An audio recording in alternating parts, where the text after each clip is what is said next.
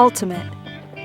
Some call it ultimate frisbee, others call it frisbee football, but the true name for this fast-growing flying disc sport is just ultimate. Ultimate is a team sport played with a flying disc. The sport's unique in that players are responsible for making their own calls and working out all disputed calls with each other. In order for this to work, players must respect each other and the calls that they make. This respect is referred to as spirit of the game. Spirit of the game, to me, is what holds the whole game together, because without spirit of the game, I don't think this game would be controlled by players anymore, and then it would lose its whole charm for me, and I think for a lot of the players out there. Spirit of the game and self-officiating are part of the sport at all levels, up to and including national and world championships.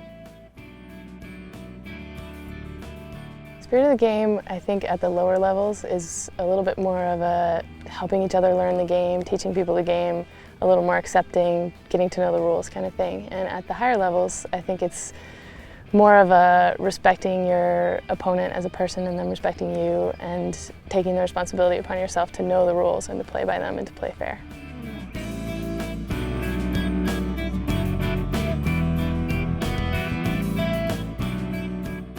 So what is it about Ultimate that makes it such a great sport to play? At all levels, there are men's, women's, and co-ed teams. Ultimate's cheap. All you need to play is a disc, a field, and 8 cones. Ultimate is highly cardiovascular and is a great way to stay in shape. Gameplay and skills are easy to learn. And of course, Ultimate is exciting and fun to play. You should play Ultimate because it's an amazing experience and you'll never forget it. And you'll most likely play for the rest of your life or until you're really old and can't run anymore. And it's just amazing. That's all I can say. I'd never played any sports before. I'd done like band and stuff, but nothing competitive. And I love the competitive side of it and the physicality of it. So I got hooked, and the traveling and the people are great. It's a great community to get into. There's really great people from very diverse backgrounds. So now that we've given you an overview of the sport, let's talk about how to play. Ultimate is played 7-on-7 on a field that's 120 yards long and 40 yards wide. The end zones are 25 yards long. Cones are used to line unmarked fields. Points start with both teams on their own goal lines. The team starting on defense throws the disc downfield. This is called the pull. The receiving team can either catch the pull or let it land and pick it up. The team with possession of the disc tries to move the disc downfield by throwing it to other players on their team. Players with a disc can't run with it. When a pass isn't completed, whether it's dropped, blocked, intercepted, or just goes out of bounds, it's a turnover, and the defense takes possession of the disc. If a player catches the disc in the end zone that she's attacking, her team scores 1 point. Games are typically played to 15 points, but can be adjusted to fit the length of time that you have.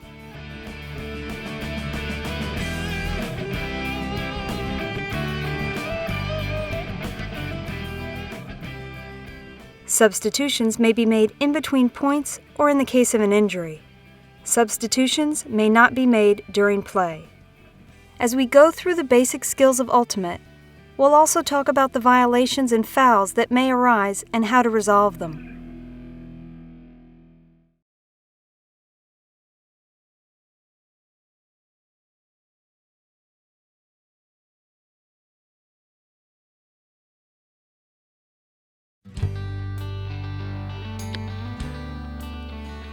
There are 2 main throws that are used in Ultimate: the forehand and the backhand. The motion of throwing a disc is very different than throwing a ball. When you throw a disc, you'll always be stepping with a foot on the same side of your body as your throwing hand. You may already be familiar with the backhand. We'll start first with the backhand grip. Grip the disc as if you're shaking someone's hand. Drop the last joint of your index finger off the edge of the rim. Your thumb should be placed on the flight rings. Your grip should be firm but not tight. When throwing the backhand, keep your eye on the receiver. Step across your body with the same foot as your throwing hand. Release the disc flat. Pretend that you're trying to balance a glass of water on it. Snap your wrist to put spin on the disc. Be sure to follow through in the same plane as your throw. Learning how to throw a forehand or a backhand perfectly to somebody is just an amazing thing. After you've been practicing for so long, you just finally get it. It just kind of hooks you, and once you finally see play happen and everything unfold, it's just captivating.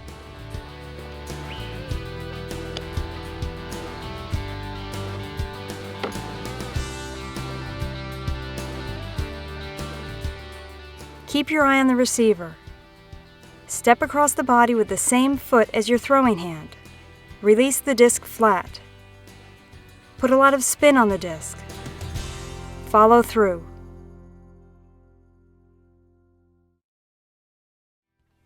The forehand is a necessary throw in Ultimate.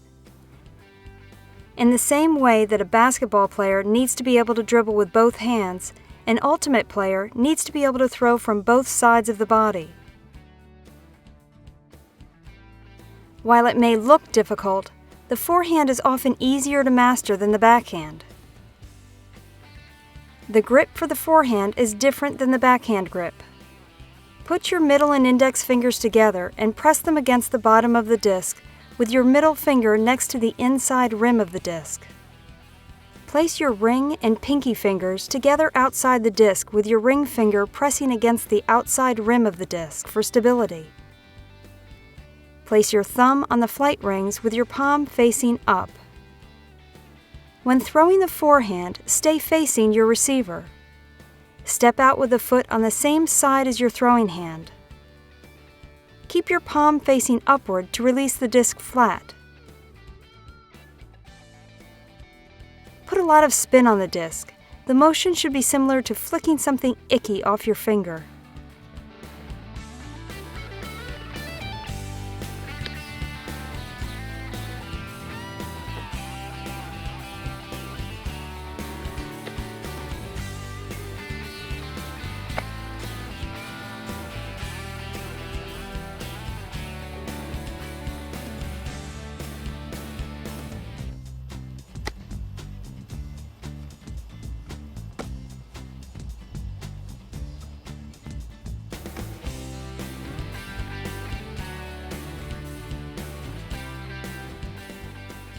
Face the receiver.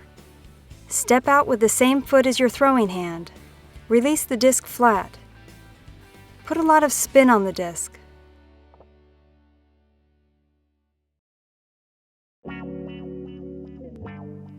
The hammer is a third throw in Ultimate.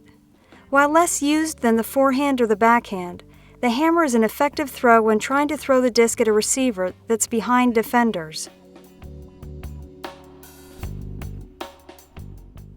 Begin with the forehand grip. Keep your eye on the receiver. Place your weight on your non-pivot foot. Cock the disc beside your head. As you bring the disc forward, shift your weight from your non-pivot foot to your pivot foot. Release the disc above and in front of your head at a 45-degree angle. Like the forehand and the backhand, put a lot of spin on the hammer. This motion is similar to throwing a football or serving in tennis.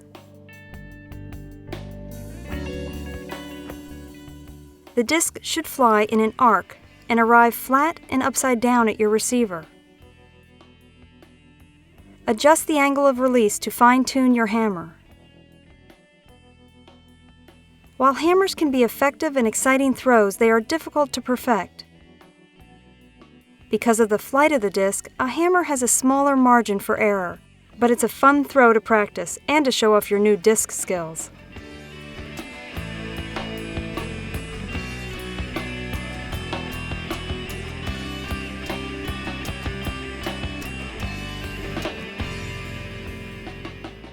Grip like the forehand. Keep your eye on the receiver. Move your weight to your pivot foot as you bring your arm forward. Release the disc above and in front of your head. Put a lot of spin on the disc.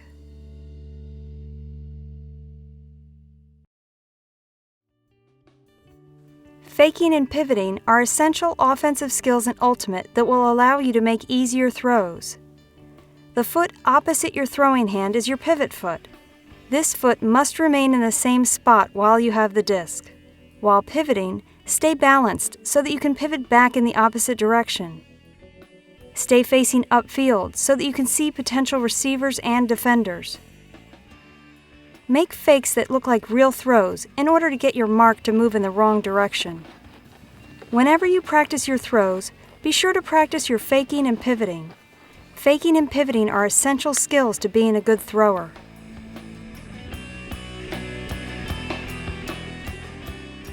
Pivot on your opposite foot. Stay balanced. Face upfield. Make your fakes look real.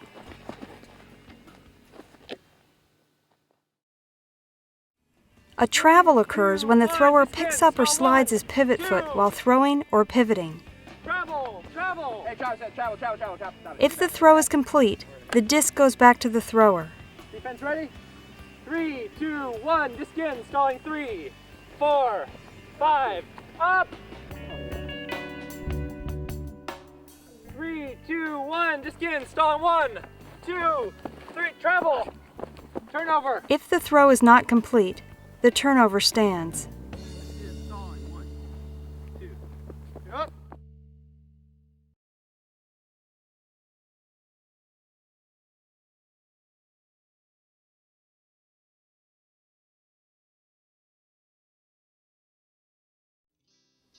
Catching the disc is another fundamental offensive skill in Ultimate.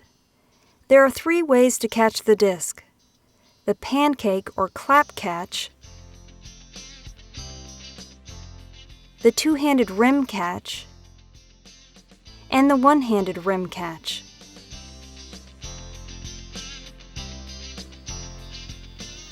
The clap catch is the most sure way to catch the disc. When making a clap catch, get your body in front of the disc. Keep your hands about a foot apart, your fingers slightly spread, and clap down on the disc. This catch should be used when the disc is thrown to you between waist and eye height.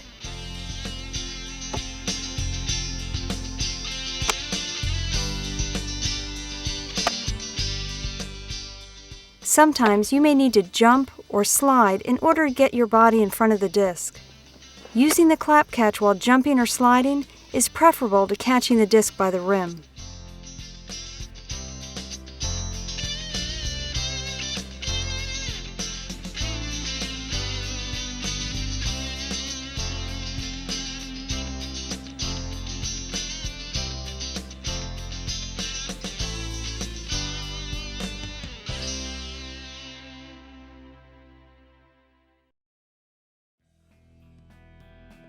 The two-handed rim catch should be used when the disc is above your shoulders or below your waist. If the disc is above your shoulders, your thumbs should be underneath the disc. If the disc is below your waist, your thumbs should be on top of the disc. This is a more aggressive way to catch the disc than the clap catch, and is riskier than the clap catch.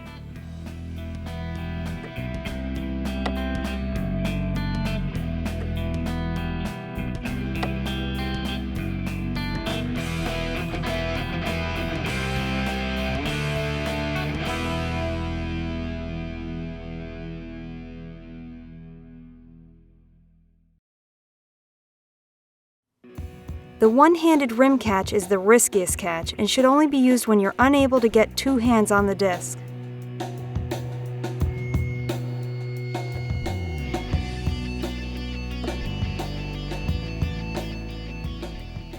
Once again, when the disc is above your shoulders, your thumb should be underneath the disc. When the disc is below your waist, your thumb should be on top of the disc.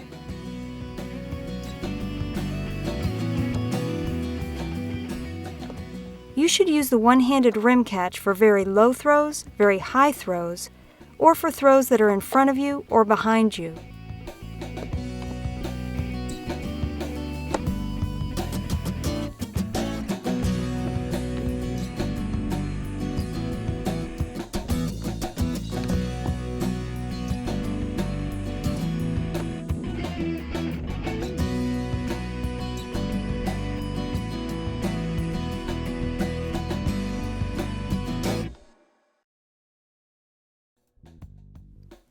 You may need to dive or lay out to catch some discs. When you're laying out to catch a disc, always use a rim catch. This will give you a good grip when you hit the ground. Also, aim to land on your stomach or hips to avoid injury.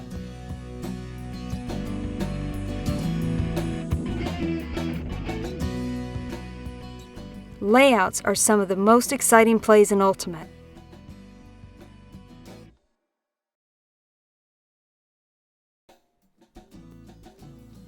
You can practice all of your throws and catches by simply throwing with a partner.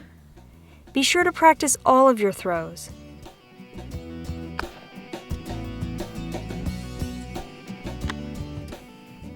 Mix it up by adding in the hammer.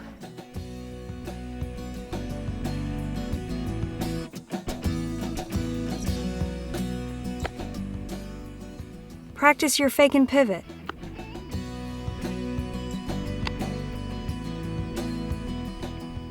Once you're comfortable throwing the disc at short distances, take a few steps back and lengthen your throws a bit. Try to maintain your accuracy even at the longer distances.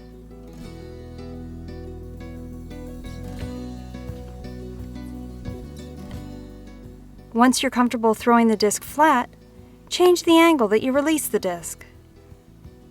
Changing the angle that you release the disc at will change the course of its flight. Discs released with the outside edge up are called outside-in throws. Discs released with the outside edge down are called inside-out throws.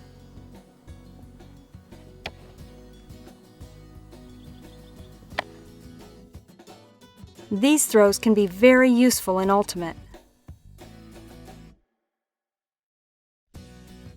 Really long throws are called hucks.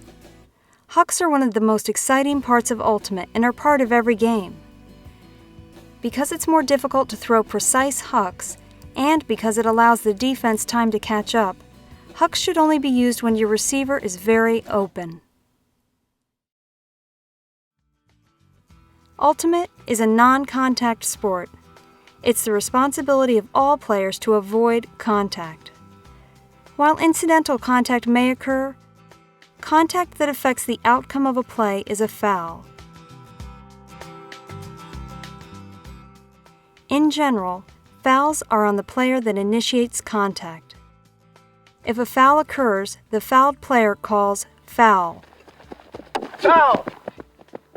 If the player Okay, that's test. called for the foul agrees that he fouled the other player, 3, 2, 1, disc in. 1, the fouled player obtains 3. or retains possession of the disc. In a case where the player called for the foul disagrees, Good test. he must respectfully contest and state his case as to why there was no foul. Really, I really don't feel like I got your arm at all. I feel like I got all disc. If players can't resolve a dispute, the disc is returned to the thrower. At any point in the discussion about a call, either player may change his mind about the call or the contest. Foul! Contest. I think you dropped it. I think I had it and you pushed me. Yeah, I guess I did get you with the body. No contest. My fault. Disc is here. Yeah. 3, 2, 1. Disc in. Stalling. 1, 2, 3.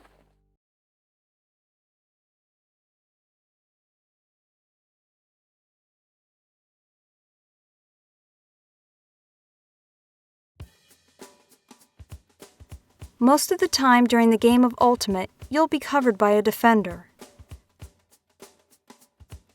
Cutting is the skill that you use to get away from this defender. Here, the receiver beats the defender by cutting towards the thrower. A cut away from the thrower can also enable the receiver to get clear of the person defending them. If you're unable to get open by simply running in one direction, make a fake to get away from your defender. You can achieve this by either getting your defender off balance and then cutting, or by getting your defender to run in the wrong direction and then cutting.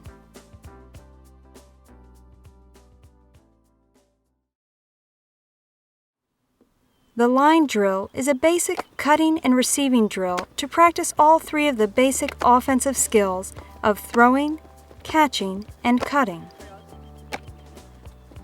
Begin with two lines of players about 25 yards apart. The player in one line throws the disc, then cuts towards the other line. The players alternate throwing and catching.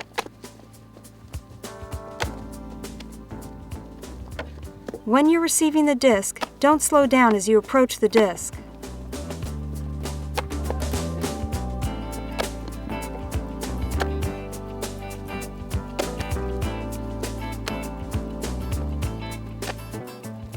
Vary this drill by adding a cut by the receiver to either the forehand or the backhand side.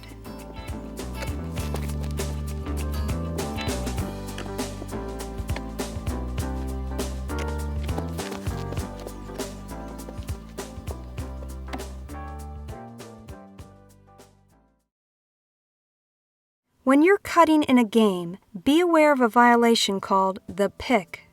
When an offensive player leads the person defending them into another player, it's called a pick, whether it was done intentionally or not. Contact need not occur for a pick to be called. The blocked player calls pick, and play stops. Pick! If the disc was caught by the receiver, the disc goes back to the thrower. If the disc was already thrown and not complete, it results in a turnover.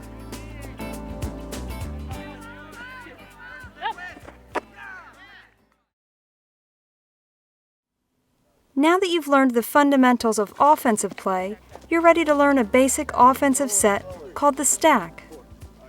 The stack is designed to create a space for receivers to cut into. In the stack, offensive players set up in the middle of the field. Receivers cut out of the stack into the open space on the sides of the stack. If players don't receive the disc, they clear back to the stack fast. As the disc moves down the field, so does the stack. The stack gives structure to the offense. It's an efficient way to move the disc down the field as a team. The stack's used at all levels of the sport. The stack drill helps teams practice the stack and builds on all of the skills that were worked on in the line drill. Practice timing the cuts so that as soon as the receiver catches the disc and looks downfield, the next receiver's ready for the throw. Don't slow down as you approach the disc.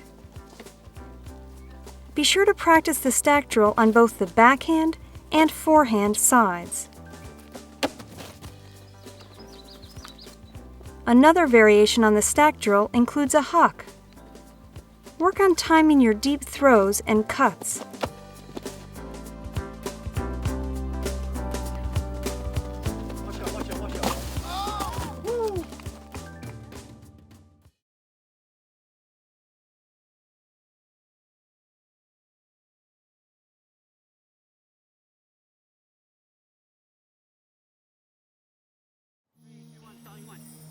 Marking is one of the basic skills in defense. The marker's job is to limit the range of throws that the thrower can make. Get into position quickly to put pressure on the thrower. Keep your knees bent and your feet shoulder-width apart in order to stay balanced and mobile. Shift and bend with your legs to maintain balance. The thrower's allowed to hold the disc for 10 seconds, called a stall count. Begin by saying stalling 1. Stalling 1. Count up to 10 at 1 second intervals. 4, 5, up! Call up when the disc is released to alert your downfield defenders. 3, up! Stall 1, 2, 3, up! Stall 1, 2, 3. Remember, a marker doesn't try to prevent all throws, but limits the options that the thrower has.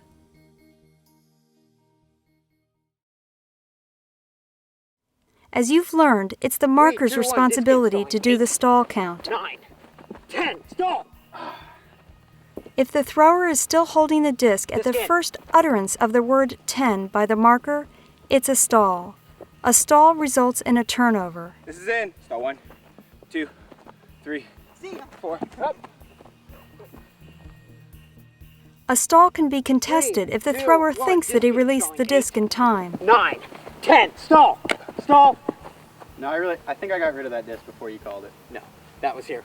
No, I got it off. That was still in your hands. Dude, I got the Frisbee off before you said 10. It's the T in 10.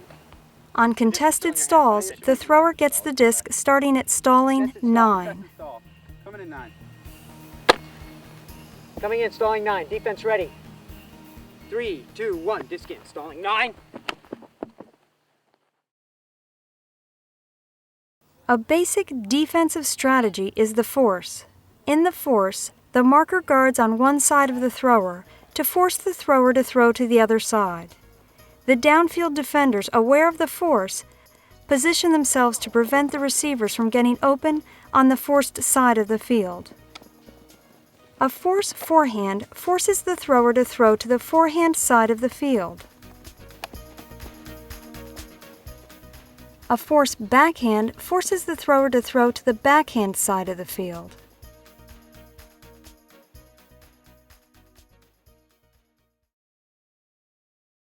Downfield defending is another basic skill in defense. The role of the downfield defender is to prevent the player that she's covering from getting the disc. You must know whether the force is forehand or backhand so you can position yourself so that the receiver has a hard time getting open on the force side. Stay balanced so that you can react to whatever move the receiver makes. You must continuously evaluate your position and adjust it if necessary. It takes a lot of practice to become a good downfield defender, but it's worth it when you come up with a big D at a critical time.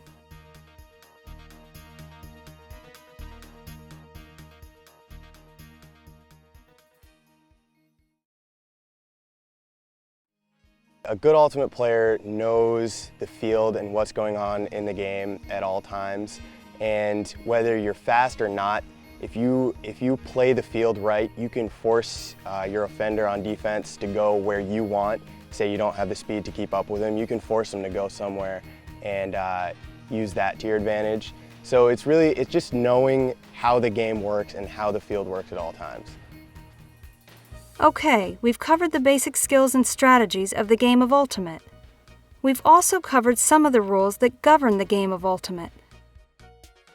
In Ultimate, knowing the rules is especially important because players are responsible for enforcing them. There are no referees to make the calls.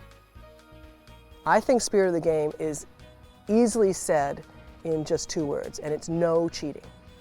And you shouldn't cheat in life, and you shouldn't cheat at work, and you shouldn't cheat in any sports event. And I'm particularly involved in Ultimate, so obviously you just don't cheat, because cheating taints everything else that happens on the field. For more on the rules of Ultimate, visit www.upa.org. I got hooked probably the first tournament I went to. It was the January after I'd first started playing, so I've been playing for a few months. And we went to this tournament. It was -5 degrees with the wind chill. It was absolutely freezing. It was a Savage 7 tournament, which means you didn't have any subs at all. And so we played 7 games in this ridiculously cold weather and just hanging out with these guys, and I just got totally suckered into it. And we didn't win a single game, but it was just so much fun that I haven't really stopped since. It's where my friends are, it's where I get my exercise, and it's just too much fun for me, so I can't stop. I would say to someone who's never played before, I would say that this is a sport you have to try because everything about it's amazing. The athleticism it takes, and also just watching a disc fly is one of the most beautiful things out there.